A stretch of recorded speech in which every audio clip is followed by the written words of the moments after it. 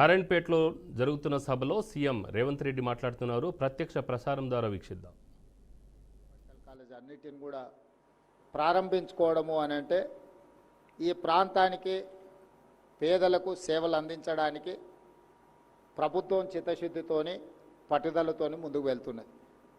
గతంలో 8 మెడికల్ కాలేజీల అనుమతుల కోసం జీవోలు ఇచ్చి మెడికల్ కౌన్సిల్ ఆఫ్ ఇండియా అనుమతి లేక వాయిదాలు పడుతున్న సందర్భంలో కేంద్ర ప్రభుత్వం తిరస్కరించిన ఆందోళనకరణ సమయంలో సంబంధిత శాఖ అధికారులు కృష్ణ గారు, దామోదర్ రాజనరసింహ గారు పూర్తి స్థాయిలో ప్రయత్నం చేసి ఈ 8 అదనపు మెడికల్ కాలేజీల అనుమతి తేవడం ద్వారా ఈరోజు వందలాది మంది విద్యార్థులు ఇక్కడ నూతనంగా చేరడం జరిగింది.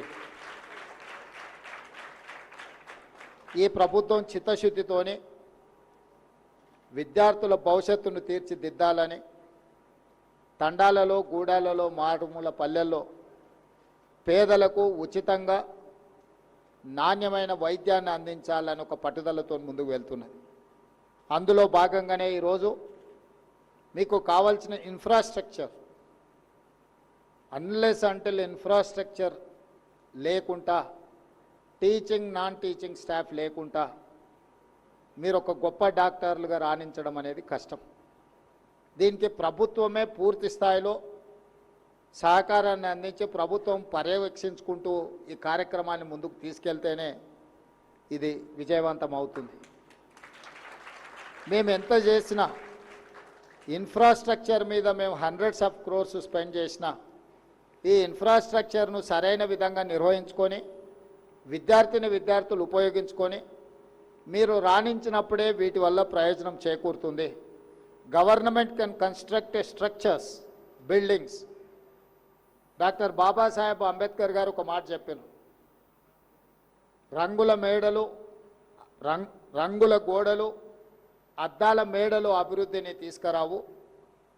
నిజమైన పేదవాడికి సంక్షేమం అందినప్పుడే, ముఖ్యంగా విద్య వాళ్ళ దగ్గరికి చేరినప్పుడే అభివృద్ధి జరుగుతుందని డాక్టర్ బాబాసాహెబ్ అంబేద్కర్ గారు చెప్పారు. ఇక్కడ ఉన్న వాళ్ళందరూ నా సూచన ఒక్కటే, రంగుల గోడలు, అద్దాల మేడలు ప్రభుత్వం నిర్మించగలదు. కానీ ప్రభుత్వానికి అంటే కూడా అందులో ఉండే విద్యార్థులు వాటిని నిర్వహించుకొని అవి భవిష్యత్ మీ తర్వాతి తరాలకు కూడా, మీ తర్వాతి వచ్చే విద్యార్థులకు కూడా వాటిని నాణ్యతతో కూడుకున్న వాటిని మీరు అందిస్తే నిజంగా మనము ఈ విద్యలో రాణించిన వాళ్ళమవుతాం. ఈరోజు ఎంబీబీఎస్తోనే మీ విద్య ఆగదు, తర్వాత పీజీలు చేయాల్సిన అవసరం ఉన్నది. మీ స్థానిక ఎమ్మెల్యే గారు కూడా పీజీ డాక్టరే, పీజీ ఇప్పుడు చదువుతున్న డాక్టరే. మీ అదృష్టం, మీ డాక్టర్ స్టూడెంటే. ఐ థింక్ రీసెంట్ డేస్లోనే పర్ణిక గారు పీజీ ఎగ్జామ్స్ రాసినట్టుంది. సో మీ వర్టికల్లోనే, మీ కేటగిరీలోనే, మీ కోవాలో సంబంధించిన మీ డాక్టర్లకు సంబంధించిన మీ ఫ్యామిలీ నుంచే ఈరోజు నారాయణపేటకు శాసనసభ్యురాలుగా ఉండడం అనేది మీ అందరి అదృష్టం. మీ కష్టాల గురించి, మీ అవసరాల గురించి, మీకు ఇక్కడ కావలసిన వసతుల గురించి మీతో పాటు డాక్టర్ పర్ణిక గారికి కూడా సంపూర్ణమైన అవగాహన ఉన్నది. తప్పకుండా ఈ నారాయణపేట జిల్లాకు కావలసిన ఈ ప్రాంతంలో ప్రారంభించబోయే మెడికల్, నర్సింగ్ అండ్ పారామెడికల్, అదేవిధంగా ఇంటిగ్రేటెడ్ రెసిడెన్షియల్ స్కూల్స్, వీటన్నిటిని కూడా నిధులకు ఇబ్బంది లేకుండా సంపూర్ణమైన అభివృద్ధి కార్యక్రమాలను ప్రభుత్వం ముందుకు తీసుకెళ్తుంది. ఈరోజు పేదలు చదువుకున్నప్పుడే, పేదలకు విద్య అందుబాటులోకి వచ్చినప్పుడే ఈ రాష్ట్రం అనేది అభివృద్ధి పదం వైపు నడుస్తుంది. వీటన్నిటిని అందిపుచ్చుకునే బాధ్యత మీ అందరి మీద ఉన్నది. ఈరోజు ప్రభుత్వం ఎంత చేసినా మీరు వాటిని సద్వినియోగం చేసుకోకపోతే మీరు తిరిగి పేద ప్రజలకు సేవను అందించలేరు. ఇది ఉద్యోగం కాదు డాక్టర్ ప్రొఫెషన్ అనేది. డాక్టర్ ప్రొఫెషన్ అనేది ఒక భావోద్వేగం. ప్రజలతో మీకు ఒక అనుబంధం, ఒక ఫ్యామిలీ కనెక్షన్ ఉంటేనే మీరు ఇవి చేయగలరు. లేకపోతే మీరు ఈ వృత్తిలో రాణించలేరు. మిగతా వృత్తిలో మీరు ట్రాన్సాక్షన్ రిలేషన్స్ పెట్టుకోవచ్చు, కానీ you cannot continue transaction relation in medical field.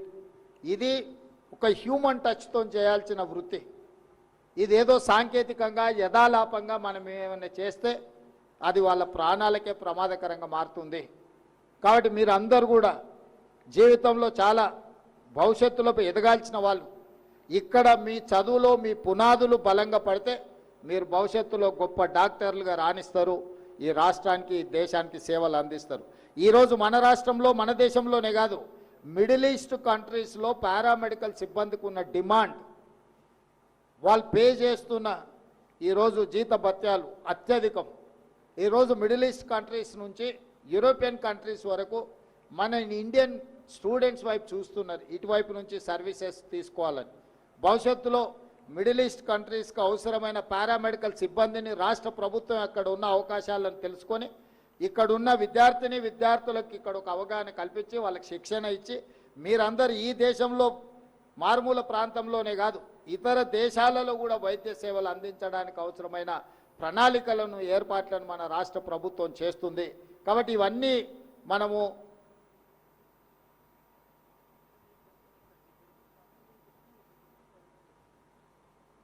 Parnika గారు చెప్తున్నారు, హాస్పిటల్ని కంప్లీట్గా బిల్డింగ్ని ఇక్కడికే షిఫ్ట్ చేస్తాం, ఇక్కడ నుంచే రన్ చేస్తామని చెప్పి నారాయణపేటలో ఏదైతే ఈరోజు తాత్కాలికంగా అక్కడ ఉన్నదో కంప్లీట్ హాస్పిటల్ని మనం ఇక్కడికే షిఫ్ట్ చేయాలన్న ఆలోచన ఉన్నది. తప్పకుండా తొందరలోనే ఇక్కడికి షిఫ్ట్ చేయడం, ఇక్కడికి మార్చడం జరుగుతుంది.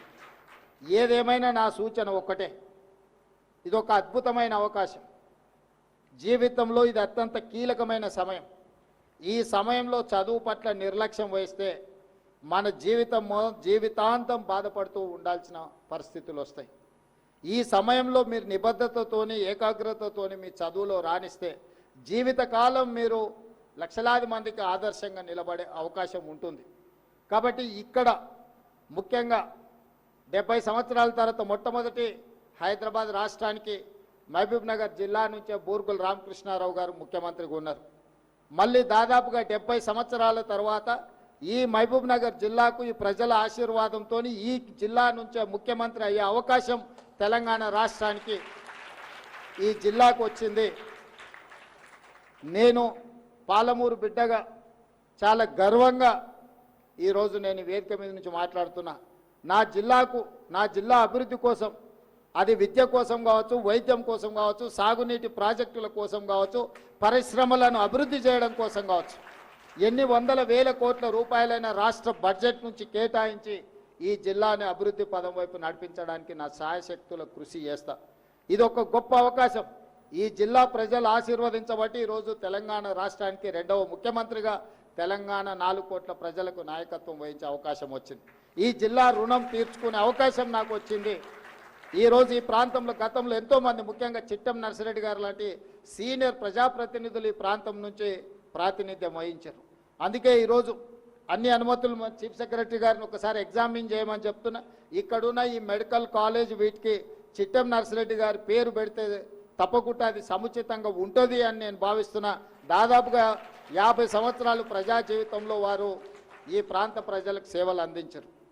ఈ ప్రాంత ప్రజలకు సేవలు అందించిన చిట్టెం నర్సిరెడ్డి గారి పేరు ఈ మెడికల్ కాలేజ్కి పెట్టడం సముచితమని నేను అనుకుంటున్నా. మా వైద్య ఆరోగ్య శాఖ మంత్రి దామోదర్ రాజనరసింహ గారికి, మా చీఫ్ సెక్రటరీ గారికి నేను ఈ సందర్భంగా సూచన చేస్తున్నా.